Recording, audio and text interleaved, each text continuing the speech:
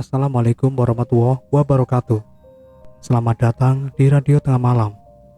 Hari ini ada sebuah cerita yang diambil dari akun Twitter yang bernama Meja.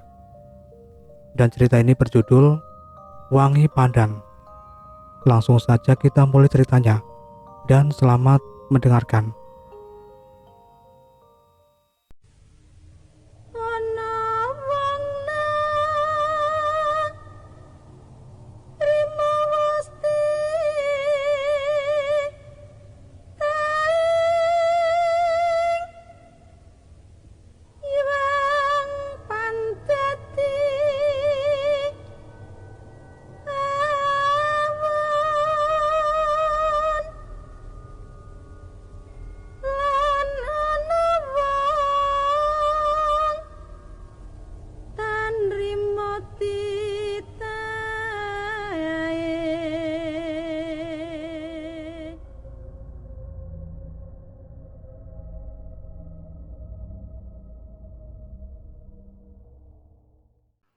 Di ruang UGD sebuah rumah sakit, nampak sekeluarga sedang membacakan surat Yasin kepada seorang bapak yang terbaring tak berdaya. Bapak itu sedang sakaratul maut, namun seolah dia masih enggan melepas nyawa dari raganya. Sementara angka-angka indikator pada alat ventilator menunjukkan semakin menurunnya tanda-tanda kehidupan. Bunyi khas seperti alarm pada alat itu semakin terdengar. Dua orang tenaga medis dengan sigap menangani si bapak, berusaha semampunya untuk mengembalikan kesadaran si bapak. Namun sepertinya hanya sia-sia. Salah seorang tenaga medis mengatakan, "Mohon maaf, yang kita khawatirkan sepertinya akan terjadi. Kondisi bapak semakin kritis. Silakan pihak keluarga jika hendak mendoakan bapak." Saat para tenaga medis undur diri, semakin merapatlah keluarga si bapak mendekati keranjang bapak. Satu-satunya anak lelaki dari keluarga si bapak merasa heran melihat tenaga medis meninggalkan bapak yang sedang terbaring dengan kedua kelopak matanya ditutup kapas dengan plester. Lalu ia memeriksa ada apa dengan mata si bapak. Tampak mata si bapak terbelalak setelah menatap sesuatu. Lelaki itu adalah anak pertama si bapak yang sedang sekarat. Lalu ia membisikkan sesuatu ke telinga kanan ayahnya. "Pak, bapak itu udah capek. Udah waktunya istirahat.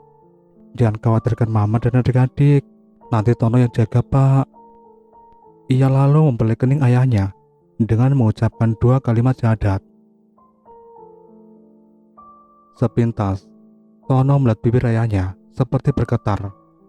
Tono yakin ayahnya sedang berusaha mengikuti kalimat syahadat yang dibimbingnya mengantar pada hembusan nafas yang terakhir. Alat ventilator berbunyi melengking. Lalu Tono sempat membuka kapas dan plester yang menutupi mata ayahnya. Sekarang kedua mata itu sudah menutup. Jenazah si bapak kini sudah berada di rumah. Para handai tolan, kerabat, juga tetangga sekitar berdatangan melayat. Tubuh kaku si bapak yang telah dikafani ditutupi kain jarik. Di atas kainnya terdapat daun pandan yang diuntai dengan benang seperti kalung. Wangi pandan menyurak ruangan. Malam harinya, Tono bersiap tidur. Saat merebahkan tubuhnya, pikirannya menerawang, mengingat masa-masa bersama ayahnya. Ia juga ingat saat terakhir ayahnya dirawat di rumah sakit. Ayahnya yang saat masuk rumah sakit dikarenakan stroke berat. Sore itu kondisinya sebenarnya sudah membaik. Sudah mulai mau makan. Namun menjelang tengah malam, tiba-tiba ayahnya mengerang kesakitan. Tono berusaha menjamkan matanya untuk tidur. Ia lalu memiringkan tubuhnya menghadap tembok. Ia terperanjat, lalu micing-micingkan matanya. Dalam pandangan Tono, gulingan berubah menjadi motif jarik yang tadi pagi digunakan menutup jenazah ayahnya. Tono bangun dari tidurnya. Kini matanya melihat sosok tubuh. Tubuh yang tergolek di ranjang Tono adalah sosok ayahnya. Jantung Tono berdesir antara takut dan kaget bercampur. Lalu sosok ayahnya itu berkata, "Titip mama dan adik-adikmu. Sekarang kamu kepala keluarga." Tono gemetaran, tidak mampu berkata apa-apa. Tidak lama kemudian, sosok ayahnya menghilang, berubah kembali menjadi guling. Hari berganti hari, bulan berganti bulan. Tono kian disibukkan pekerjaan di kantornya. Ia staf bagian keuangan pada sebuah perusahaan perdagangan. Tak jarang ia pulang larut malam, dikarenakan harus lembur, apalagi jika menjelang akhir bulan. Tono memiliki dua adik perempuan. Adik pertamanya Nova, saat ini sedang kuliah semester akhir. Nova memiliki teman dekat laki-laki, usianya jauh lebih tua, namanya Lukman. Suatu ayahnya masih hidup, Nova kerap bersitegang dengan ayahnya menentang hubungannya dengan Lukman. Bukan apa-apa, Lukman ini sudah punya istri dua. Lukman ini sudah memiliki istri dan 2 orang anak. Nova membela Lukman. Menurutnya, Lukman tidak bahagia dengan perkawinannya dan sedang dalam proses perceraian dengan istrinya. Sejak ayahnya meninggal, Nova malah semakin berani berhubungan dengan Lukman. Dia bahkan tanpa merasa berdosa mengajak Lukman ke rumahnya. Si bungsu juga seorang perempuan, namanya Dara, masih duduk di kelas 11 SMU.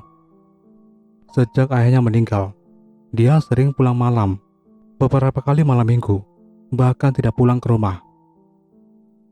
Jika ibunya bertanya, dia berdalih menginap di rumah sahabatnya untuk mengerjakan PR. Padahal sebenarnya, Dara berpesta di klub malam bersama dengan teman-temannya. Ibu kewalahan dengan kelakuan kedua putrinya. "Kamu kan tahu, Nov, papa kamu tidak menyetujui hubungan kamu dan Lukman," kata ibu kepada Nova. Nova menjawab, "Sudahlah Ma, aku bukan anak kecil lagi. Lagi pula mana papa sekarang?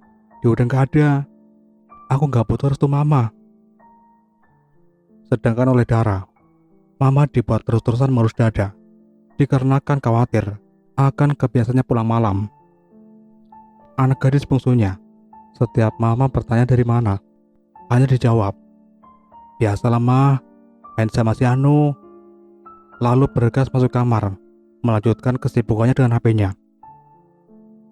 Ibu menegur Tono atas kelakuan kedua adik-adiknya. "Mama kan tahu aku sibuk di kantor." Begitu jawaban Tono. Namun bagaimanapun, sebagai anak pertama, Tono rupanya masih memiliki rasa tanggung jawab. Jika kebetulan dia ada di rumah, ia mencoba menegur Nova. Namun bukannya menurut, Nova malah berdebat sengit Tono. Lain lagi dengan Dara. Jika Tono menasihatinya, dia mengiyakan saja. Namun perhatiannya hanya ke layar handphonenya, sambil cengar-cengir sendiri. Atas kondisi itu, ibu malah semakin sering pergi ke rumah orang tuanya di luar kota dan menginap di sana. Setidaknya 2 minggu, ibu sempat tinggal kerasan di rumah. Tono tidak ambil pusing. Dia berpikir dia sedang mengejar karir. Kedua adik-adiknya bukan anak kecil lagi. "Bodoh amatlah, urus diri sendiri saja," gumamnya. Hingga suatu malam, Tono terbangun dari tidurnya. Perutnya terasa mulas. Dia melihat jam tangannya, pukul 2.30 dini hari. Ia keluar dari kamar tidurnya, menuju kamar mandi. Saat di dalam kamar mandi, di tengah membuang hajatnya, ia mendengar sesuatu dari luar kamar mandi. Tono masang telinga kanannya, mencoba menerka suara apakah gerangan di luar. Itu seperti suara orang yang sedang melompat, dan suara itu semakin mendekat, hingga tepat di pintu depan kamar mandi. Suaranya berhenti di depan pintu. Lirik Tono dalam hati. Sesaat kemudian, Tono mencium wangi sesuatu, wangi pandan. Bulu kuduknya meremang, merinding, keringatnya mulai keluar dari keningnya. Ia pun menyudahi buang hajatnya. Saat hendak membuka pintu kamar mandi, dadanya berdegup kencang. Saat keberanian terkumpul, dia buka cepat-cepat pintu kamar mandi. Tak ada apapun. Lalu Tono setengah berlari, bergegas masuk ke kamarnya. Dia tarik selimut hingga seluruh tubuhnya tertutup. Dan kemudian, lalu bunyi itu terdengar lagi. Bruk, bruk. Kini bunyi sesuatu atau seorang seperti sedang melompat-lompat terdengar dekat sekali di dalam kamar bersamanya. Bunyi itu berhenti dekat ranjang tidur Tono. Lalu, terdengar suara setengah berbisik lirih dan Paro memanggil namanya. Tono, Tono, Tono. Tono semakin gemetaran di balik selimut.